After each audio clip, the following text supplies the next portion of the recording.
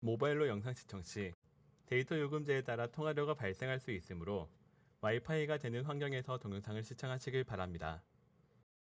안녕하십니까? 여러분들과 함께 오손도손 미술 얘기를 만들어가는 빨간 장갑 정경실입니다. 오늘은 우리나라 근대 미술의 대표적인 화가 중에 한 명이고요.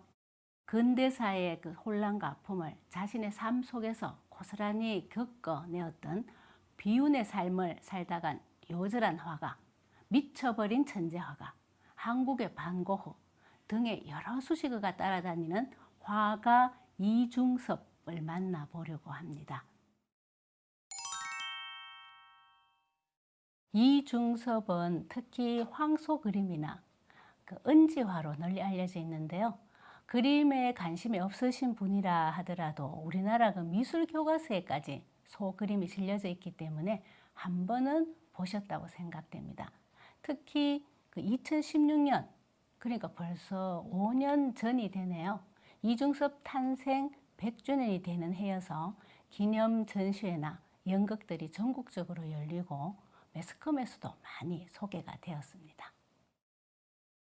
20대 초반의 이중섭 모습입니다. 잘생겼죠? 미소가 싱그러운 미남입니다. 청운의 꿈을 안고 있는 희망에 찬 젊은이의 모습인데요. 이 멋진 청년이 만 40의 나이에 대구의 한 여관에서 아랫도리를 다 벗어 던지고 이 봉두남발의 모습으로 자신의 그림을 태우겠다면서 난동을 부렸고, 결국에는 어떻게 해서 행여 병자로 이 세상을 떠나게 되는지 작품과 더불어 그의 인생길을 한번 따라가 보려고 합니다. 이중섭은 1916년 105년 전이네요.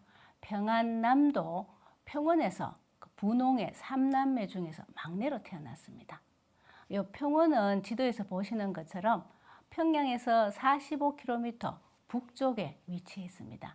평원에서 태어났지만 재력도 있고 또 외가가 평양이었다고 합니다.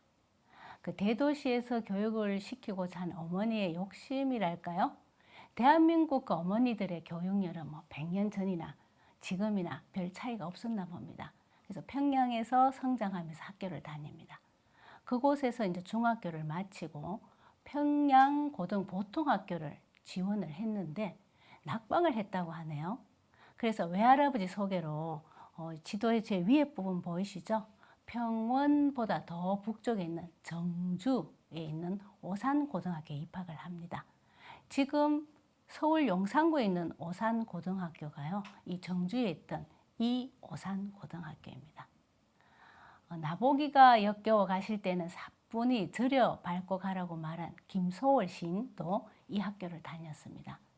이 오산고등학교를 세우신 분이요, 3.1운동 민족 지도자 33인 중에 한 분이셨던 남강 이성훈 선생님입니다. 그래서 학생들에게 정체성이라고 할까요? 민족 정신을 특히 강조해서 가르쳤던 학교입니다. 이중섭 그림에서 민족적 정서가 강하게 나타나는 것은 어찌 보면 학창시절 교육의 당연한 결과라는 생각이 듭니다. 그리고 이중섭은 여기서요, 오산고등학교에서 인생에서 정말 중요한 사람을 만나죠. 이 학교 미술교사 임용년과 백남순 부부교사입니다. 거의 90년 전에 서양 교육을 받은 그 당시 우리나라 정말 최고의 엘리트 부부의 모습입니다. 사진을 보시면 흑백 사진이긴 하지만 옛날 사진 같지 않게 요즘의 부부 모습이라고 해도 크게 어색하지는 않을 것 같습니다. 임용년은요, 1929년, 92년 전이 됩니다. 미국의 그 유명한 대학들 아이비리그 아시죠? 거기에 예일 대학교에 미술대학을 다녔고, 부인 백남수는 한국 여성 최초로 파리로 유학을 하고 있었는데, 임용년이 학교의 그 지원금으로 유럽으로 여행을 갔다가 파리에서 두 사람이 만나서 결혼을 합니다. 근데 그 임용년 저한테는 발음이 너무 힘들어요. 용년, 잘못하면 욕하는 것 같잖아요. 그래서 특이한 이름이라서 제가 그 재미로 한번 한문을 이렇게 찾아봤어요. 그때 이 련자가 특급 단계에서 사용되는 한자더라고요. 제사에 사용되는 종묘제기 련자입니다. 그러니까 중요한 제사나 중요한 곳에 사용될 인재가 되라는 의미였겠죠. 사용할 용자에 종묘제기 련자에서 용련입니다. 임용련. 제 발음이 좀 이상하게 들려도 이해해 주시고요. 우리나라 최초의 여성 서양화가로 알려진 나혜석 씨 아시죠? 부인 백남순이 그 나혜석에 이어서 우리나라 두 번째로 여성 서양 화가로 알려져 있습니다. 서양에서도 정말 최고의 교육을 받은 이 부부는 그곳에서 활동을 하다가 고국에서 후진 양성이라는 큰 꿈을 가지고 오산고등학교에 미술교사로 옵니다. 그 당시 이제 미술부에서 활동하던 이중섭은 신문물을 배워온 이 두 사람을 통해서 요새 말로 하면 그야말로 따끈따끈한 그 서양 미술을 간접적으로나마 보고 접하게 되는 거죠. 그 당시 유럽의 야수파나 입체주의 같은 새로운 미술을 만나볼 수 있는 기회였습니다. 근데 이거는요, 나중에 이제 이중섭 작품을 보면서 다시 얘기하기로 하겠습니다. 임종련은 학창 시절에 3.1 운동에도 굉장히 적극적으로 참여했다가 중국으로 피신을 해요. 그래서 그곳에서 학교를 다니다가 다시 미국으로 가게 되었는데 민족 정신이 아주 투철하셨던 분이었습니다.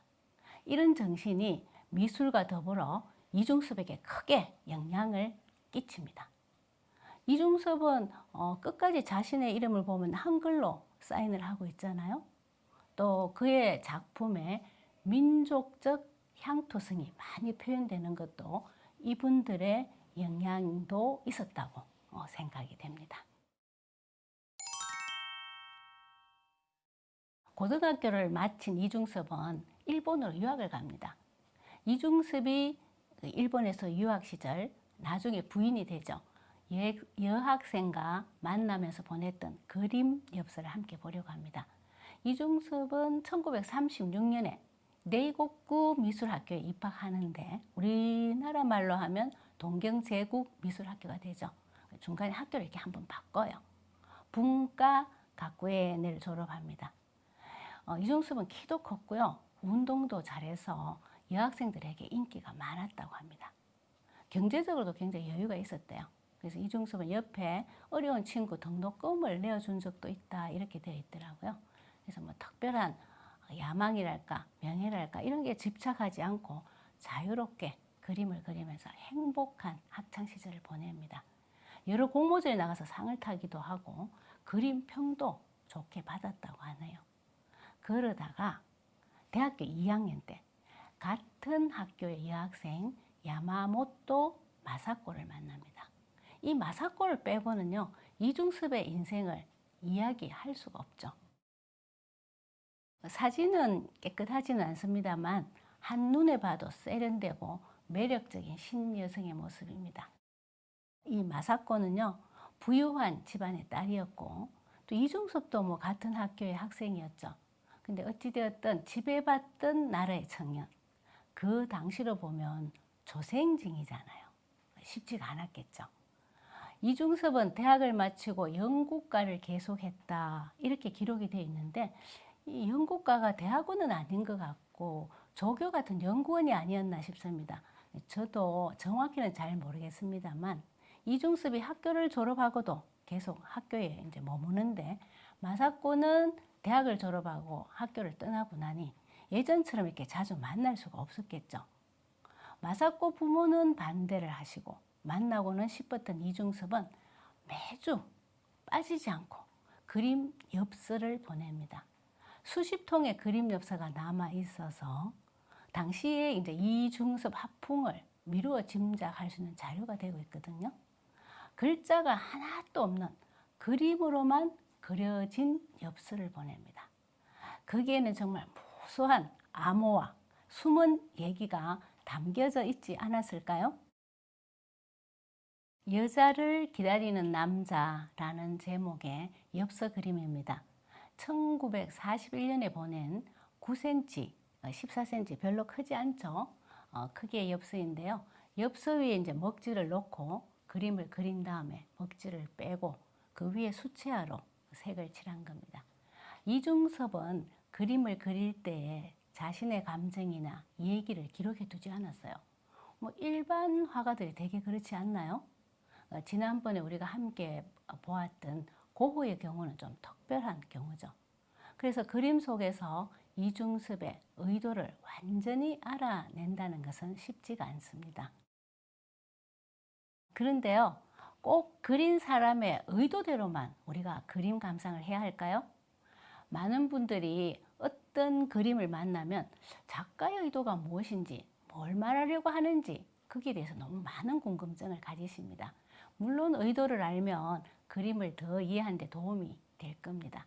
하지만 저는 항상 우리에게도 관람할 권리가 있다고 말씀을 드리는데요. 그림을 이제 그리고 공개할 때까지는 작가의 것이죠. 근데 일단 공개가 되면 보는 사람에게도 볼 권리, 해석할 권리가 생기는 겁니다. 작가의 의도를 이해하려고 하는 것은 그림을 보시는 분의 A 정도라고 할까요? 감상은 내 마음으로 하는 거죠. 예술의 가장 좋은 점 중에 하나가 무엇이라고 생각을 하세요? 저는 정답과 오답이 없다는 겁니다. 내가 그렇게 느껴지는데, 내가 그렇게 보인다는데요. 내 마음대로 되지 않는 이 세상에서 누릴 수 있는 우리의 최고의 호사이자 권리라고 생각을 합니다. 미술관에 오시는 분들이 어떻게 봐야 될지 모르겠다, 어떻게 해석해야 될지 모르겠다 이렇게 말씀들을 많이 하세요. 자신을 믿으시고 자신의 느낌대로 느끼신다면 그것이 정답입니다. 물론 이제 여기 보이는 그 엽서 그림은 이중섭이 개인적으로 보낸 거긴 합니다. 그렇지만 일단 책으로 엮어지거나 일반인에게 공개가 되었다면 이 그림도 보는 사람에게 해석할 권리를 주었다는 의미입니다. 그림을 한번 보시겠습니다. 자, 우리가요 모두가 20대 청춘으로 돌아가서 나를 좋아하는, 나를 흠모하는 사람으로부터 그림 엽서를 받았다라고 상상을 하시면서 한번 보셔도 좋을 것 같습니다. 꽃만 바치는 것이 아니라 내 이 한 몸, 나무가 되어 당신의 그늘이 되고 모든 것으로부터 당신을 보호해 주겠다고 말하고 있습니다. 남자 뒤편의 여자는 두 손으로 엄부를 가리고 고개를 들어서 나무를 쳐다보고 있네요. 긴 말이 필요 없습니다. 요새 말로 하면 오빠의 나만 바라봐, 이 오빠 한 믿어봐 라고 말을 하고 있습니다. 그 어떤 말도 필요 없는 정말 멋진 구애의 장면입니다. 다른 엽서에도 보면 그 뒤에 이렇게 바다가 보이는 게 많거든요. 제 생각에는 한국과 일본 사이의 현해탄을 의미하는 것이 아닐까요? 한국과 일본을 가로지르는 현해탄을 넘어서 그리고 한국인, 일본인 그런 고정관념의 옷을 벗어던지고 인간 이중섭, 나를 보고 오라고 말을 하고 있습니다. 맨 그림의 아래 오른쪽을 보시면 1941년 이렇게 날짜와 함께 둥섭이라는 한글의 그 자음 모음을 옆으로 풀어서 사인을 하고 있습니다. 이중섭 작품을 보면요. 중섭이라는 사인도 있고 둥섭이라고 쓴 것도 있거든요. 이에 대해서 이제 몇 가지 의견이 있는데 중섭은 자기 이름대로 사인을 한 거고요. 둥섭은 중섭을 이부말씨로 했을 때 둥섭이 이둥섭 이렇게 되는 발음을 적었다는 것에 저는 가장 공감이 갑니다.